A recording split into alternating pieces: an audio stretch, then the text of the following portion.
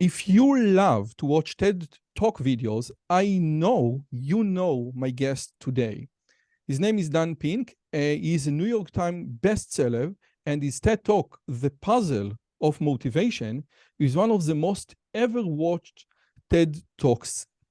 Among his books, one can find A Whole New Mind, which is a great book about right and left brain, Drive, the surprising truth about what motivates us, To Sell is Human, and the other two is When, the Scientific Secret of Perfect Timing, and The Power of Regret. And I have read all of those books, and they are excellent. Another thing, that he has a great short podcast, which he times in second, which names Pincast.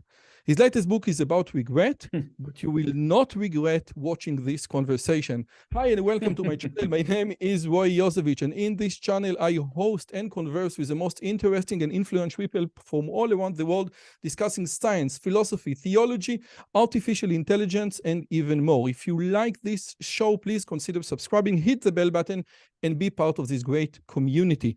Hi, Dan. Thank you so much for coming. How are you today? I'm good, Roy. Thanks for having me. Oh, my pleasure. It is truly my pleasure. In fact, I was so inspired from your book that in my first book, Rosh Gadol, I mentioned the candle problem, the same candle problems that you speak about in your famous TED Talk. So again, this is another opportunity to say thank you. Have you ever been in Israel? I have never been to Israel. It's shocking. I've been to many countries around the world, but I've never been to Israel. It's shocking to me. Yet. You haven't been in Israel yet. Yet. I will be there at some point, I'm sure. You know, recently, Arthur Benjamin, the mathematician, went to Israel to a conference about magic and math. And I had the privilege of hosting him in my studio. And he stayed for Shabbat dinner. So the next time you are in Israel, please, I will host you and treat you very, very nice. So, okay, right, let's start. Accept. Thank you. In your 2009 TED Talk, you say, and I quote, "When I got to law school, I didn't do very well, to put it mildly. In fact, I graduated in the part of my law school class that made the top 90% possible," end quote. And my question is, I have read your book, and this is like the work of a genius. And I want to ask you, like 14 years later, how do you understand the term genius? And if I may, what happened in law school? Okay, so let me take. So I don't know if I do understand the word genius. I don't think most people are geniuses, but I'm certain, I am 100% certain that term does not apply to me. 100% certain, not even close. As for what happened in law school, that's an interesting. I think that's a more interesting question. I think it's a question about how we decide what we do, how we find our path in life. And that was a path that essentially I didn't necessarily find myself, but that was in some ways found for me. And I was kind of going through the motions. I was doing what I thought I was supposed to do, rather than really stop and evaluating, what I wanted to do with my life. I think that's a common issue for a lot of, young people. But I do think that at any stage of our lives, we need to really scrutinize, who am I?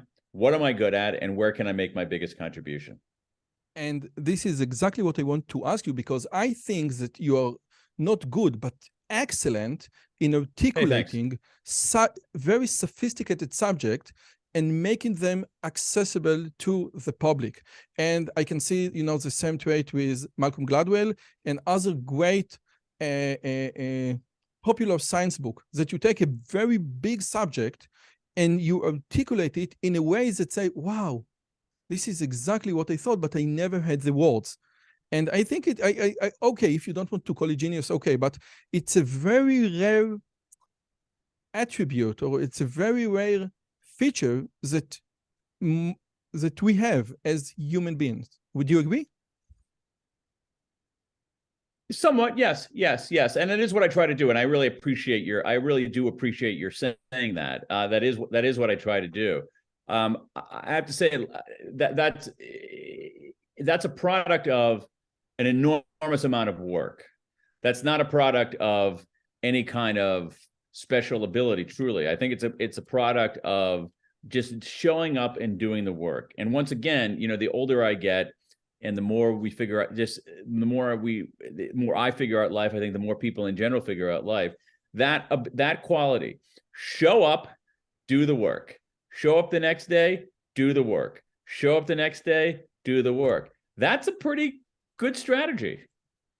Yes, it's like I think I don't know who was it, but the more I train, the luckier I get. I think it was Sure. I don't remember. But also the reason that is an effective strategy: show up, do the work, show up, do the work, show up, do the work, show up, do the work over and over again, is that most people don't do that, because showing up and doing the work is a pain. Many days it's not fun. Many days it's terrible. But you have to show up. So showing up and doing the work, I think, is there's no replacement for that. As hackneyed as that might sound, as kind of like sort of American, you can do it philosophy that might sound, I really do think that is the case. And the reason that's the case is that most people don't do it. They'll show up 1 day in a row, 2 days in a row, but they're not going to show up 100 days in a row or 1,000 days in a row. Okay, now this is inappropriate for this part of the conversation, because we are just like 5 minutes into the conversation. Let me disagree, okay? Please let me disagree. Go. Because we have, and you know that we have the concept of the notion of deliberate practice. And the deliberate practice is you can show up and do the work, but practice makes permanent. Deliberate practice makes perfect. And deliberate practice is something that is profoundly different than showing up and do the work. If showing up and do the work was like the ultimate strategy, old people would be much more successful than young people. Old chefs would be much more successful than young chefs. But there is something profoundly different. If you know how to get criticized, if you know how to alter your behavior, your route, your decisions based on the past, if you know how to repeat the weak spots, then you get to be like the world expert. Would you agree? Yeah, I don't think we're that. Actually, I agree with you. I don't think we're actually that far apart.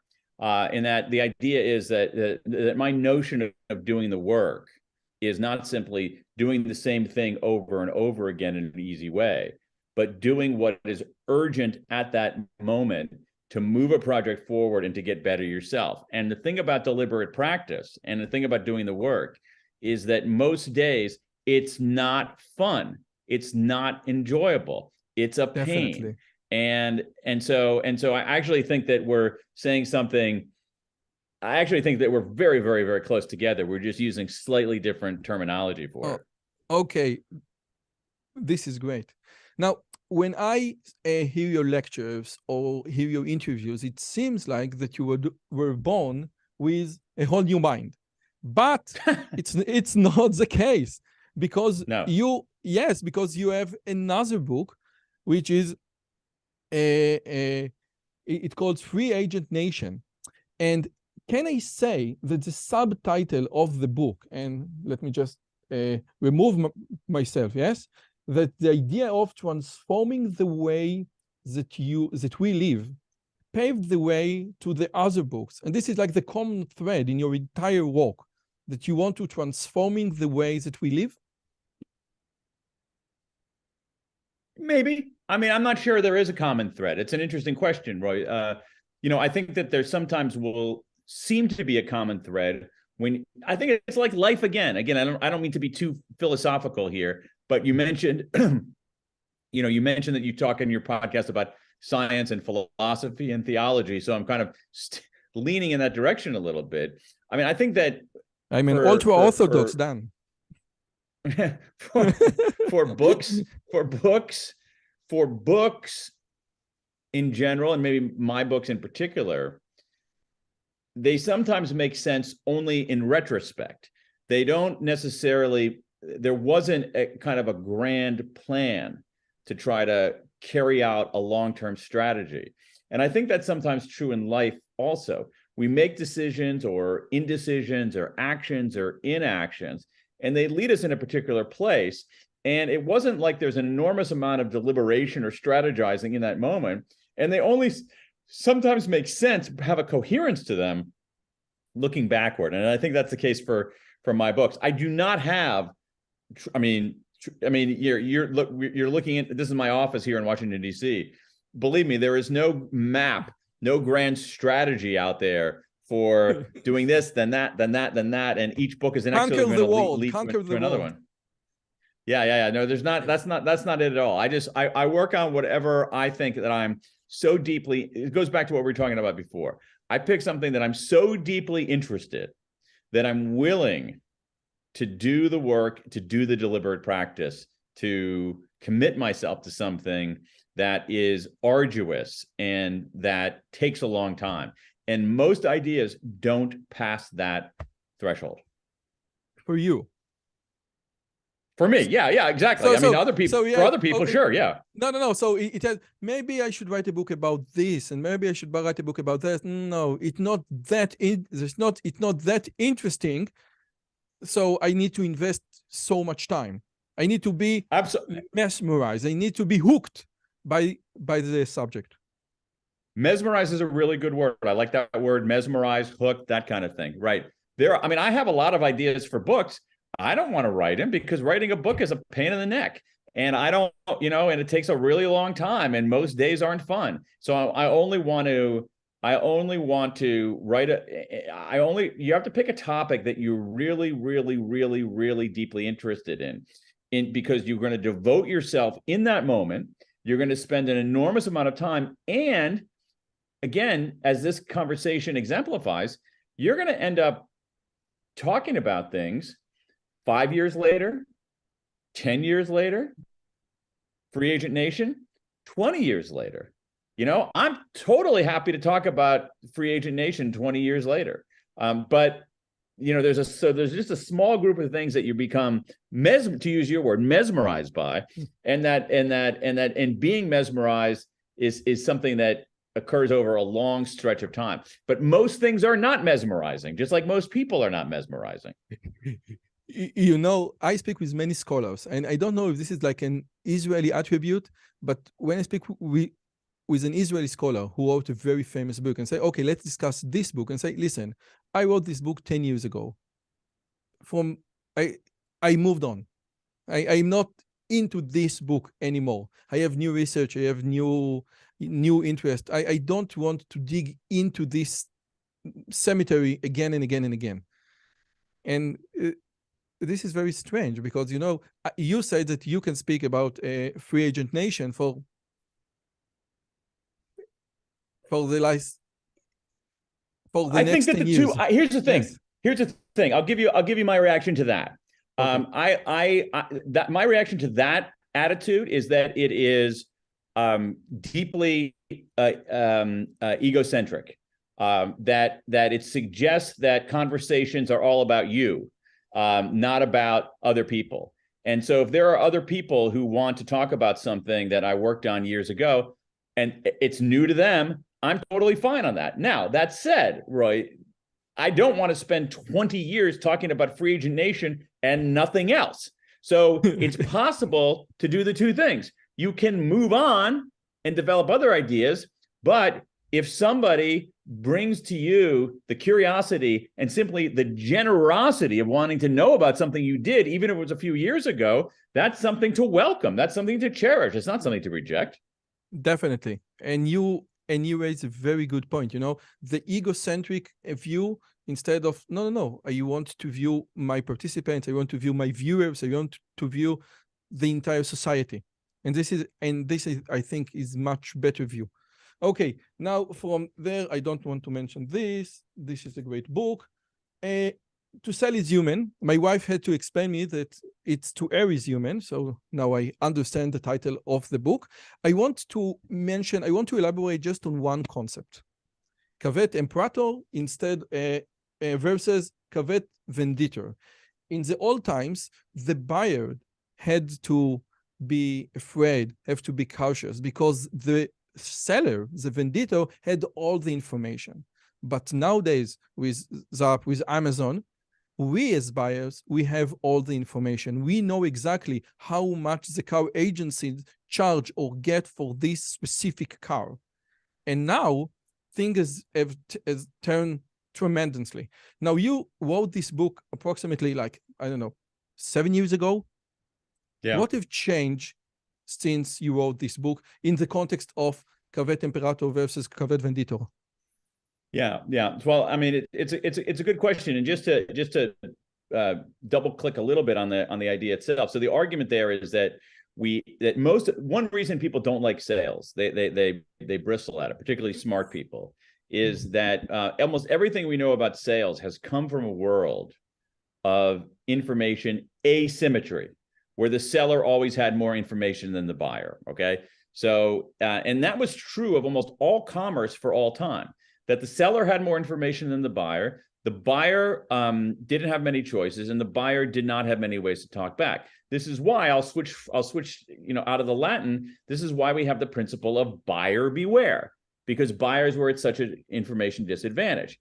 And what has happened, and it's pretty remarkable, is that in the last 15 years or so, that information asymmetry has started to disappear, and we're now at something closer to information parity, where sellers have lots of information, as you suggest, often as much as the buyer, lots of choices, and this is often gets overlooked, all kinds of ways to talk back.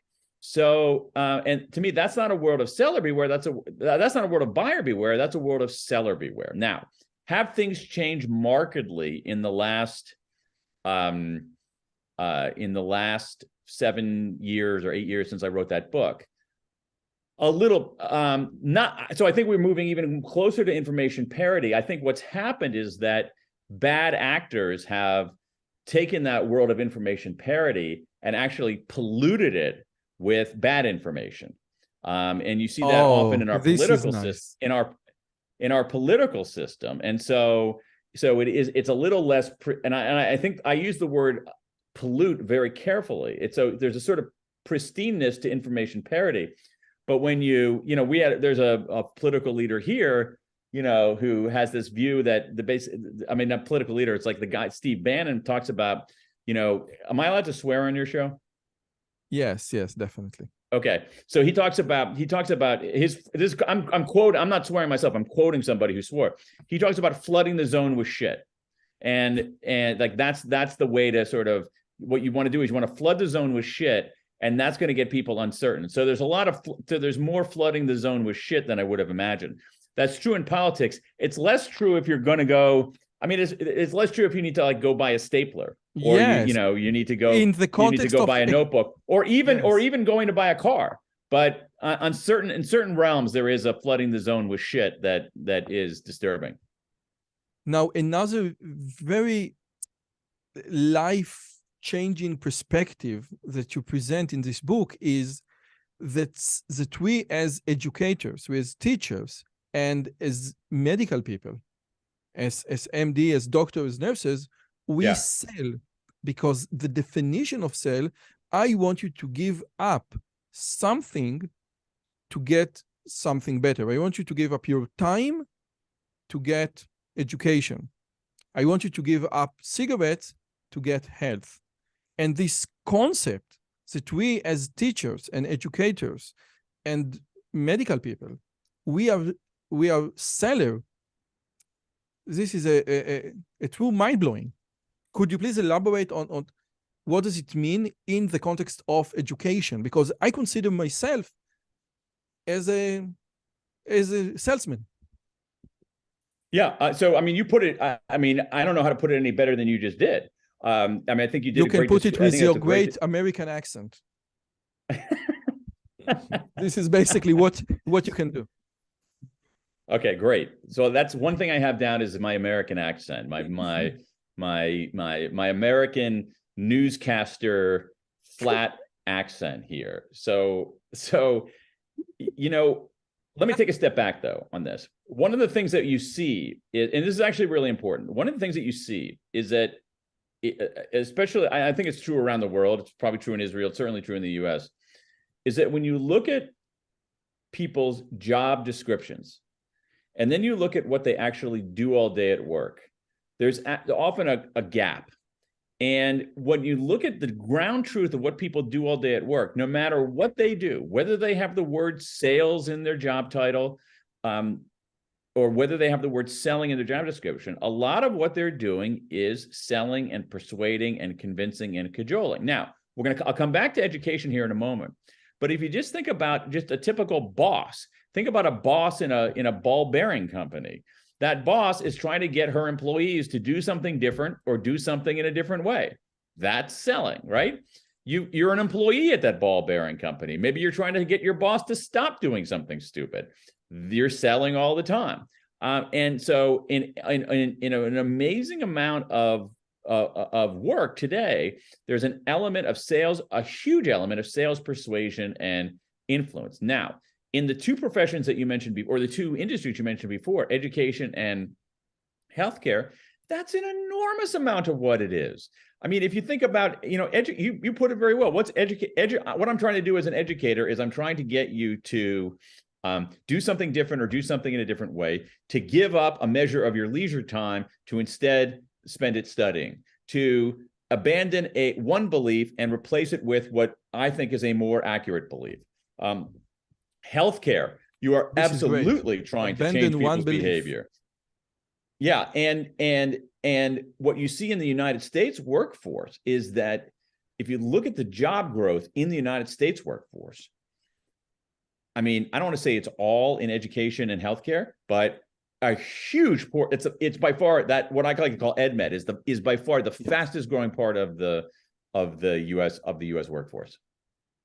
And I always tell my students I'm a faculty member at the computer science department in a real university, and I tell my students the fact that you just finished your project, your software, is insufficient, because you need to sell the concept, you need to sell the idea that you need more time, you need more resource, you need to change the roadmap of the product itself, and you need to present your idea. And the idea is that we don't teach it, because we teach engineers and we teach computer scientists. And the idea of what you do extremely well, the articulation of your thoughts into words that convey, it's so rare. It's so rare that we all are lousy salesmen. What can we do about it? We can do two things. Number one, we can look squarely in the eye the fact that this is a big part of what all of us do, and get past this kind of elite notion that that's somehow dirty, that is lowbrow, that's not worthy. I think that's BS. I mean, I think that's nonsense. So I think that's one thing. The other thing is we can help people learn some of these skills. We can have those young computer scientists, part of maybe, as part of their education, help them do presentations more effectively, help them draw up a business plan, help them not only create the piece of software, but go out and try to sell it somewhere, and just give people some of these skills. They're going to have to learn them anyway. So, we should incorporate it a little bit more into our education. That doesn't mean we want to have like sales training courses for third graders, but what it means is that the ability to articulate, as you say, to articulate a position, to explain why it matters, to try to convince people and try to get them to act in a different way is fundamental to what human beings do. It's essential to what we do in the workforce, and all of us can do it reasonably well. We just have to, learn how to do that. And I think one of the big things that you're talking about is this kind of segmentation, where it's like, well, if I'm a computer scientist, I don't sell. Selling is done over here, and computer scientists do this. If I'm a physician, I don't do anything like that. I just do this. And that's not how it works. There's much greater fluidity, much greater elasticity in what people do. People have to be, especially today, people have to be much more multi-talented, multicultural, where they can, multilingual, multidisciplinary. They have to have some breadth to them rather than that depth. Depth is extremely important, but depth without breadth leaves you ill-equipped to really contribute to the world. And when you say, I am not selling, basically what you're saying is, I'm not communicating. I'm not communicating with other people. But also, I'll up the stakes here a little bit for those computer scientists. I feel the same way about books. Okay, so to think about it, so there are authors out there who will say, I wrote the book, that's enough. I'm not going to go sell it. It's a good book. People should come to it. And I think that's nonsense. In fact, I think that if you create something that you believe the world needs, you have a duty to go out and talk about it. That you are actually betraying a duty, a moral duty to the world, if you create something that you believe in and you don't take the extra step to tell people about it and try to convince people that it's great. Are you familiar with? I think that's a cop out. Yes. I think it's a cop out. I think you have a duty. Yes. Are you familiar with the concept of Chabad? You know, the Jewish or the ultra Jewish Orthodox, you know, that light the candle. And it's like the closest to missionaries that we as Jewish people have. But again, right, if you believe, and I think it is much easier to sell when you believe your product is good. If you believe your product, let's say Judaism or like the Torah is good, you will convince much more. And if you can't convince, maybe you are not absolutely sure that your product, that you know, that your education, that your program is good. First, convince yourself, then it will be much easier to convince others. I agree. Despite Judaism's sort of resistance to evangelizing, but moving out of the realm of religion into the realm of everything else. Again, I think that first of all, I think you're absolutely right that you're not going to sell something well if you don't truly believe in it. You're not going to sell something well in an enduring way if you don't actually believe in it. But my view is that if you do believe in it, creating something and believing in it is necessary, but not sufficient. You need to take that extra step and go out there and try to convince other people. I think you have a duty to that. I don't understand why someone would write a book or write a piece of software and think that the job is done and not want to go out and get other people to read it or use it. Like that, to me, that's, in some ways, that's a betrayal of showing up and doing the work. That's part of the work. Yeah. I couldn't agree more. I wrote 4 books, so I know exactly what you're talking about. Let's move to When, which is, again, a great book, The Scientific Secrets of Perfect Timing. And in your Google talk, like I think 5 years ago, in 2018, you say, I made a lot of decisions, but it was, I searched for a system. And when I search for a system, I search for a book that will tell me what the system is, and I didn't find any.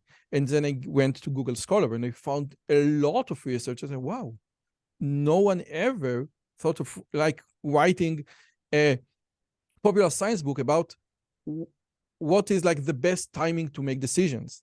I said, wow. So there is so much to ask about it, but could you please elaborate on the concept of the hidden pattern of the day? It's like chapter 1 of the book. Yeah. What are the hidden patterns of the day? Well, what we know, and again, this is, I think, if I'll take another step back, I think this is there are downsides to being a generalist and there are plus sides to being a generalist. I think that the good part about being a generalist is that you're not wedded to a single discipline. You don't think about, and so what happened in this case, as you put very well, is that there was a lot of research on timing, on when to do things, but it was spread across maybe 20 different disciplines. And the people in each of those disciplines, we're not talking to people in the other disciplines. So the people doing research on timing with regard to medicine, we're not talking about people examining timing with regard to social psychology, who were not talking to people who were doing timing with regard to cognitive science, even though they were asking some very, very similar questions. And among those things is basically this. Well, I'll give you the punchline. What we know from, again, a multidisciplinary set of body of research is that all times of day are not created equal. There are fundamentally different. There are fundamental differences in our time in time of day. In particular, this is the most important thing. We presume that our brain power remains constant over the course of a day. That is not true. Our brain power changes over the course of the day. It changes in ways that are predictable too. There are patterns to this, and once we crack the code on that, we can understand that hidden pattern. It's basically this. It's somewhat complicated because it depends on your own what's called a chronotype. Chronotype. Which is, do you wake up? Yeah, do you wake up early and go to sleep early? Do you wake up late and go to sleep late, or you're somewhere in between? And essentially what the research tells us is that about 80% of us go through the day in this order: peak, trough, recovery. Peak early in the day, trough in the middle of the day, recovery later in the day. During our peak, what do you mean by trough? What do you mean by trough? Because I think I didn't understand the word. What does the word mean? A dip. It's like the bare minimum. Yeah.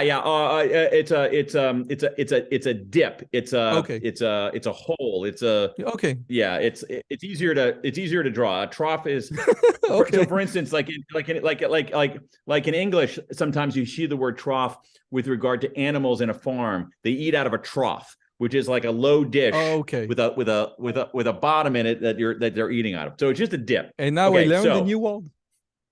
So it's not that common of a word, but I kind of like it. The peak is, you should stick during with mesmerize. I like mesmerize too. During the peak, that's when we're most vigilant. Vigilance means we're able to bat away distractions. So during the peak, that's when we're best off doing what's called analytic work, which is work that requires heads down, focus, attention. It could be things like writing something significant. It could be things like crunching numbers, figuring out a strategy, whatever. Don't check your emails during this period of time. Amen. Amen. I mean, listen, if people have been listening this far and the only thing they get out of it is don't check your email during the peak period, that's a win for everybody. So during that trough, that dip, that's the worst time of day. We're not very sharp. We're not very creative. There, we should be doing more of our administrative work. And then finally, during the recovery, which is later in the day for most of us, that's when our vigilance is not as high, but our mood is higher. And so that's good for kind of creative work, what's called insight work. Now, that's true for 80% of us. 20% of us have an evening chronotype, meaning that we just naturally wake up late and go to sleep late. And for those people, it's much more complicated, but they hit their peak much later at night. 7 o'clock at night, 8 o'clock at night, 9 o'clock at night, 10 o'clock at night. 11 o'clock at night, someone like me is asleep. You have other people at 11 o'clock. Juan Tamariz there is like the most famous magician in the world, and he practiced every day at 2 o'clock at night because he figured out that this is like the best peak hours. 2 o'clock at night. Juan Tamariz. Fantastic. So he's probably, not surprisingly, with him as a magician and an entertainer, he has an evening chronotype. Yes. And so that's it. And so we should be just a little bit more intentional about when we do things. I'll give you an example from today. So I'm talking to you, actually. This is a good example here. So I'm talking to you. It is 2:30 in the afternoon where I am. Now, ordinarily, I wouldn't do this interview at this time of day, but I had a long doctor's appointment today, and I intentionally scheduled it in the morning because I want that doctor to be vigilant. I want to hit that doctor at his very best time. So I essentially sacrificed my morning, my peak, so that I could be in the doctor's peak because that was more important. So as a consequence, today I could only do this at this time of day. But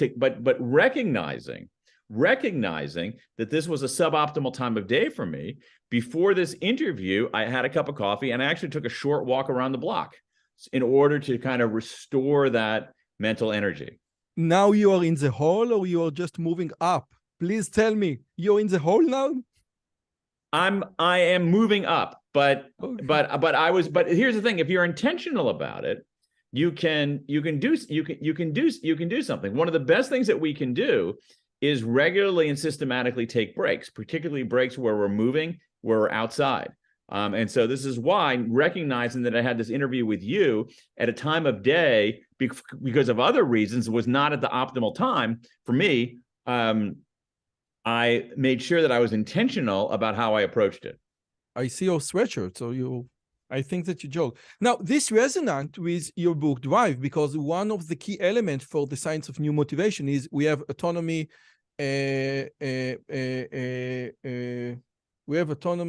excellence, and Mastery in English, and yeah. Autonomy, mastery, and Purpose. And purpose. Now, Purpose. in autonomy, we have exactly this. You need to do the thing the way you want to do it. And I ask my students, what chronotypes are you? Are you a late waker or an early waker? Do you learn better with peers or alone? Do you learn with music or no? And usually, maybe Juan Tamariz and maybe you, because you studied this, but most of my students and most of the peoples don't know what type or what chronotype they are, and they know almost nothing about the peak in the day. So how can I know if I'm a evening chronotype or a morning chronotype? Okay, so there are two very good scientifically validated instruments out there. There's something called the Munich Chronotype Questionnaire, the MCTQ. There's also something called the Morning Eveningness Questionnaire, the MEQ. You can go online and find those things, and you get a pretty good sense of it. You can also do a very simple sort of back of the envelope, if you understand, if that expression makes sense, back of the envelope way, where you take, I could do it with you right now if you wanted to figure out your yes, get a good guess on your chrono. Okay, so I want you, Roy, to think about what chronobiologists are scientists who study our diurnal patterns, who study these rhythms of wakefulness and sleepiness and so forth. So they describe something called a free day. Okay, a free day. A free day is a day when you don't have to wake up to an alarm clock. You don't have to wake up to do something. You can wake up and go to sleep when you want. And you're not trying to catch up on sleep. You're not exhausted and trying to catch up on sleep. So think of it as like you're going off on a vacation, you're on a holiday, and you can wake up whenever you want and go to sleep whenever you want. So on that kind of day, on a free day, what time would you typically go to sleep? 1 a.m. Okay. I think 1 a.m. or maybe 2 a.m. Okay. So, and what time would you typically wake up? 9, 10. Okay. So let's say that, so this is good. Let's say that you, let's say that we can do either one. Let's take the 2 and the, and the 9. Yeah, you're sort of on the border here. So based on this, so let's say we take let's say we take, we'll split the difference. Let's say we take 1:30 and what'd you say? 9:30. Okay. Okay. So 1:30 and 9:30. So what we're trying to do here is, what we're trying to find here is the midpoint of sleep, the midpoint of sleep. And so so your midpoint of sleep, if you go to sleep at 1:30 and wake up at 9:30, your midpoint of sleep would be approximately 5:30. Yes. 5:30. Okay. Okay. So this is interesting here. So here's what it tells us. Again, if your midpoint of sleep is before 3:30, you're a morning person. You are not a morning person, my friend. All right. If your midpoint of sleep is after 5:30 p.m., you're probably an evening person. And if it's in between, you're in between. So you are someone, you're either a full-fledged, what's known as like an owl, a full-fledged night person, or very, very close to a night person. Does that make sense to you? Yes, but now I have 2 very important questions. I want to confront you with what we say in Israel. It's called reality, okay?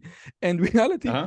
Now, there is one reality. As an Orthodox, you need to get up to shul, and you can't get up to shul at 9 or 10. You need to get up to shul max at 7:30. So This is one. But let's say that you are not getting up to shul, but you have kids. Let's say that you are that you are an evening chronotype, but you have kids, and your kids don't care if you're evening, if you need to get up in the morning, every morning to the kindergarten, to school, etc. And if you have, it seems like that if you have kids and you are an evening person, your ability to produce creative work diminished tremendously. That might be the case.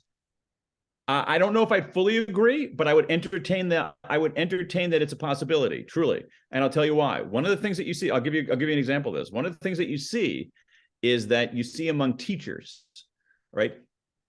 People with evening chronotypes, with late chronotypes, don't last as teachers. Why? Because of reality. Because they have to be there at they have to be there very early. And so as a consequence, we might be losing some very good teachers because of that rule. Now, with kids, it's a different story because you love your kids and you have an obligation to care for them.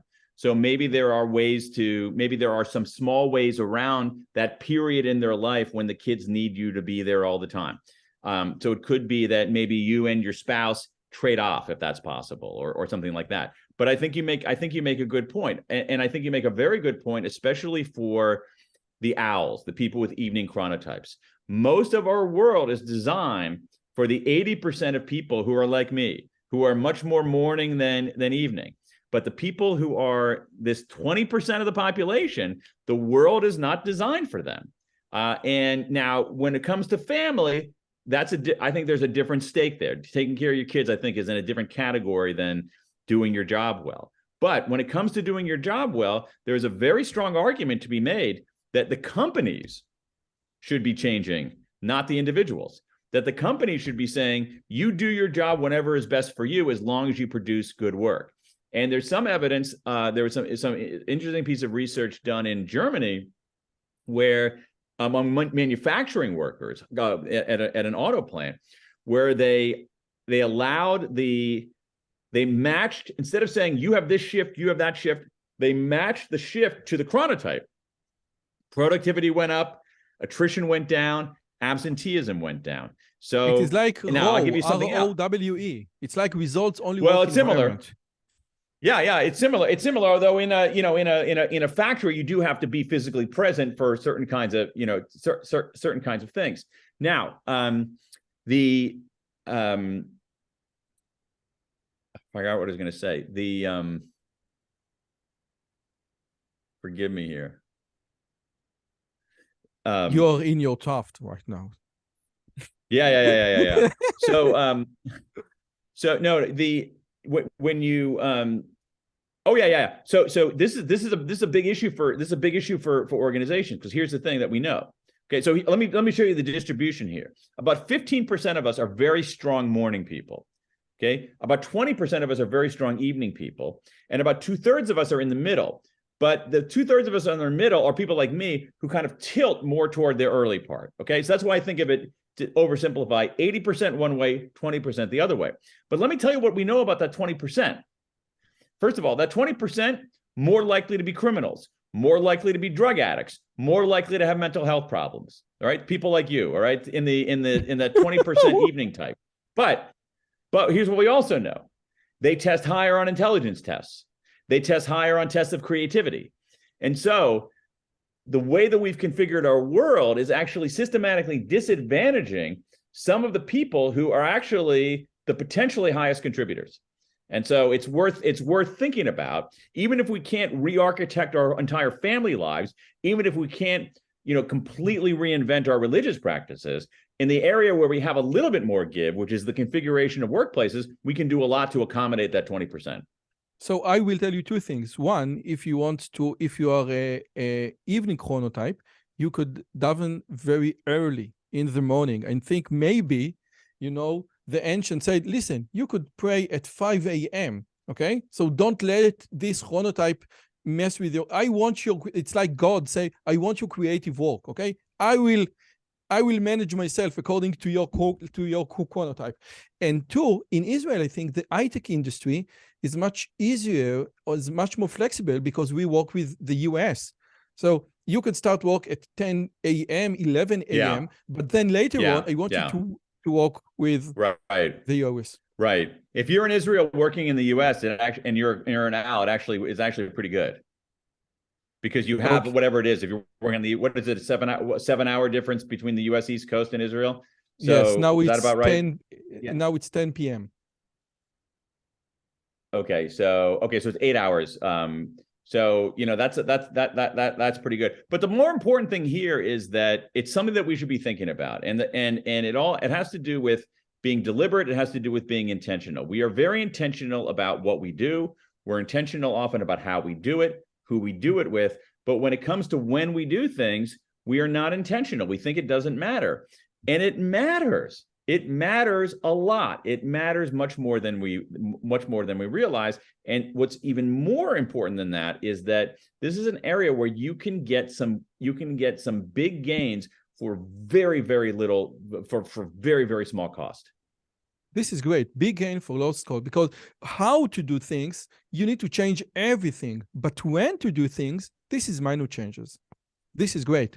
Okay, I think that we need to go move on to your latest book, The Power of Regret. We don't have much more time, but I think, very important questions. Now, The Power of Regret, please correct me if I'm wrong, but this is the first book that you actually did field research.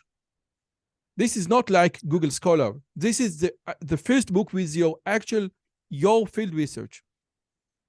Yeah, I mean, in my other books, I did a lot of reporting. That is, I interviewed a lot of people. But in To Sell is Human, I did one small study that was pretty good, but not amazing. Here, I did two very large pieces of research.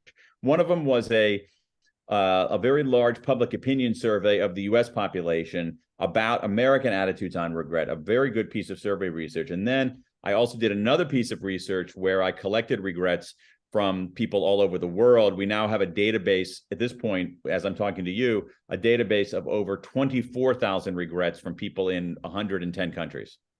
And my question is, in the meta, not what did you learn about regret, in the meta, what did you learn from the process? Or if you want, let me put it differently. Do you now trust more or less scientific results after conducting the research yourself? It's a great question. I think what I do is I trust people who are transparent about how they go about their research, and who show their work, and who offer nuanced conclusions rather than definitive, I'm 100% right conclusions. I had Danny Kahneman on the show, and we spoke about, among other, the replication crisis in the humanities, in the social science, in psychology in general. And it seems like there is something inherently bad when you present results, or with our scientific community. If I want to replicate an experiment, this is not science, because the experiment was already conducted. And when you do an experiment and the line and the correlation doesn't fit exactly like we wanted in theory, it's not like this. You have what do you do? And this is what we always obsessed with as scientists. But when we present the results, and when I read, because I'm also a popular science writer, when I present the results, I present like a simplified. I think that we as scientists mostly present a simplified version of the reality. Would you agree? Now, because you crossed the line, you read Google Scholar and you did the research yourself. I think you have to. Here's the way. Okay, so we talked a little bit about law school. Here's where my legal training has some worth. I'll show you this as a way to analogize. Okay, so I don't know how it works in the Israeli justice system, but in the American justice system, here's how it works. If you are a prosecutor, that is, you are the state, and let's say that let's say I am the prosecutor, and you have been accused of a crime, right? And a serious crime where the punishment is, say, maybe putting you in jail, okay? If I am the prosecutor, that is, I'm the state, I have to prove beyond a reasonable doubt that you are guilty, all right? If the jury simply says, oh, he probably did it, that's not enough for a criminal prosecution, all right? It has to be beyond, it's a very high burden of proof for a criminal prosecution, all right? In a civil prosecution, in a civil case, not a civil prosecution, where I'm simply suing you because it's like, oh my God, Roy, he got in his car and he ran over my front lawn and destroyed some plants. All right, there it's simply the preponderance of the evidence. Okay, so think about that. So we can think of one as like 99% sure and one, more than 50% sure. All right. And we apply different standards in different circumstances. So in a criminal prosecution, it's that 99% standard, beyond a reasonable doubt. That's what I think academics do and should do. But when you're presenting evidence and making arguments in a public domain, that's too high of a standard. You're never going to get there. And so what I think you need to do is you need to say preponderant. I think the standard is preponderance of evidence. Are you more right than wrong? And are you significantly more right than wrong? And I think that smart readers will say, okay, this is probably more right than wrong, but I'm not going to take anything that someone like me or anybody else writes as something as like the law of gravity. It's basically a line of thinking that is probably right, more right than wrong, but isn't as airtight as the law of gravity or Newton's second law of thermodynamics or any of that. Do you think they're different standards, different burdens? Definitely, because we have science and humanities. But do you think that the humanities can reach to the level of accuracy of the science? Do you think that any truth coming from the humanities, no matter what, can have like the strength of the second law of thermodynamics? No, it depends. every law in the humanities is an aggregate law, usually, most of the times. Can you give me one law that no matter what, no matter in what scenario? No, we don't have such laws in the humanities. Regret is a great trait. It works all the time? I don't know. Yeah, no, I see what you're saying. I think it depends on what you're calling humanities. It really does. So if you say that if we can do an analysis of all of Shakespeare's plays, we do a quantitative analysis of all of Shakespeare's plays, and I think we can make a pretty safe claim. Let's say that Shakespeare never uses, I'm making this up, I have no idea. Okay. Shakespeare never uses Shakespeare has a 4-to-1 ratio of intransitive to transitive verbs in his work. I think we can say that with a great degree of certainty. Yes, but now what does it mean? What does it mean? Okay, yes, okay. What does it mean? This is great. You can say, but then you put on the meaning of how you see the situation, and this is like, oh, okay, I think, okay. You can say the same thing. You can say that you can say the same thing. You can say the same thing in Kahneman. If you say that people are apt to, we can say that people systematically are apt to confirm their own biases rather than challenge their own biases. Okay, confirmation bias. We say that's true. That's okay. We can say that, but you also have to ask, what does that mean? Definitely, and this is why that's science too, And this is why no one saw the Great Depression like 10 hours before, and no one saw that the 2008 collapse 10 hours ago. This is exactly why. Yes, definitely. Economy is not physics, definitely, because economy it's not the psychology of one person. It is a psychology of entire population, and this is much more challenging. Absolutely. Okay. Now, there is a great book by Tolstoy, The Death of Ivan Ilyich, which basically say that on their deathbed, everyone know how they should have lived their life. Okay? And I will just give you a very simple Steve Jobs quote from his autobiography. I wanted my kids to know me. I wasn't always there for them, and I wanted them to know why and understand what I did. Isaacson, his biographer, went on and asked if he was glad that he had kids. And Jobs said it was 10,000 times better than anything I have ever done. Now, I have read Steve Jobs' biography, and this sentence didn't materialize into the biography. You can't see this great sentence 10,000 times better. You can't see it in the pages of his great biography. So maybe regret is basically what we perceive is something that you only can, like we say at the beginning of our conversation, look in retrospect. Because again, Jobs said it, but he didn't act like this in any way. Well, I mean, they're two different things. So regret is an emotion, and it happens retrospectively.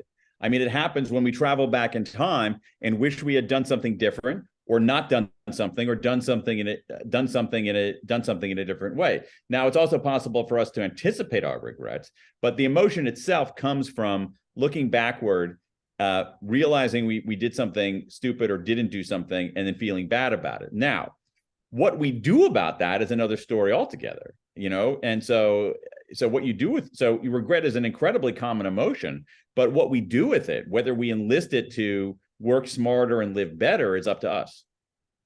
Now, I have several more questions, but I promised that 1 hour. Can I ask you a few more questions, or you need to go? Yeah. I just sent a text to somebody. I have a 3 o'clock. But I can give you like 5 more minutes. Okay. I just told him I needed 5 more minutes. This is great. Okay, so first, your book about regret, I think it on. I had Barry Schwartz on the show, and he spoke about practical wisdom, and the practical wisdom is to know what to do in the right situation, but also to want to do the right thing. It's not just about intelligence; it also has moral values, and I think regret. Absolutely. But you have 4 pillars of regret. We have foundation, boldness, moral, and love. And just one of them has to do with like the moral regret. We have just like moral regret. What can I extend from your book? What can I extract or get from your book if I don't subscribe to any moral values? Okay, I don't care. But I'm not sure. I'm not sure. Just so let me take a step back and explain what I'm talking about. So the 4 regrets that you're talking about, those are not prescriptive things that I'm recommending. This is based on what 24,000 people have told me about what they regret. They regret choices about not making stupid decisions in the short term that accumulate to bad consequences in the long term, not saving enough money, not taking care of their health. They regret not acting boldly in any realm of their life. They regret not doing the right thing, and they regret not connecting with others. But I mean, who do you know who subscribes to no moral beliefs? Let me put it differently. Okay, you're absolutely right. Regret means that there was an alternative, better way to live your life. And the idea is that human being has a way which is profoundly better to live their life than other ways. Would you say that regret isn't so much about different ways of living your life? It's about making different decisions at a different moment in your life. So it's about saying I should not have married. If only I had married Bob instead of Edward, my life would be different. If only I had lived in Tel Aviv rather than Toronto, my life would be different. And what can I say? Yes, please. It's about particular decisions or indecisions in our life that when we look back on them, they make us feel bad. And the thing about this emotion, which is an incredibly common emotion, this is extremely important. It is one of the most common emotions that human beings have. It's probably the most common negative emotion that human beings have. It is ubiquitous in the human experience. Everybody experiences regret. And this is kind of, it's peculiar because regret makes us feel bad, right? Regret makes us feel bad. And so why do you have this thing so widespread that makes us feel worse? And the answer is because it's useful if we treat it right. If we treat it right. And if we treat it right, it can clarify what we value and instruct us on how to do better. And what it clarifies what we value is we value things other than moral behavior. We do value moral behavior, but we value things like love. We value things like growth. We value things like stability. And so it clarifies what we value. And if we treat it right, when we look backward, look at a decision, feel bad about the decision, we can learn from it and make a better decision in the future. You know, there is a common wisdom that we say in Israel that, again, on the deathbed, people usually regret more on the thing that they didn't do rather on the thing that they did do. But but this is the opposite of with what they say. People regret more things that they say rather than things that they didn't say. It think that there is like a profound difference between doing and say. Do more, speak less, and do the thing that you want to do. I think I might agree with half of that based on my read of the evidence. I definitely agree that the regrets of I saw this in my own research. It's true in the existing research. Regrets of action versus inaction, not even close. People regret what they didn't do much more than what they did. In terms of what they say and what they didn't say, I'm not so sure about that. That could be an Israeli thing. Great. What I see is a lot of regrets out there in my database of, if only I had told my friend how much she meant to me before she died. If only I had said to my son how much I loved him. If only I had told somebody what I really thought. So I don't know if I necessarily agree with the regrets about saying things. One of the reasons why action regrets are less common than inaction regrets is that action regrets are easier to resolve. Let's say that I insulted you. It's like, oh man, I so regret insulting this nice guy who's interviewing me. What I can do is I can apologize, I can make amends, I can do something. But if I don't tell somebody I care about that I care about them, and then they die, I can't do anything about that. That's what haunts us. What haunts us over time is what we didn't do. And I would argue things we didn't say, because we can make amends for things we did say. Definitely. Dan Pink, one of my most favorite authors in the world. First, thank you so much for your time. It was, I won't say mesmerizing again, but it was like thought-provoking, and you are full of great ideas that you can take, implement, put inside your pocket and change your life. And I think that what you did and what you said about your book, When, you can gain so much by changing so little.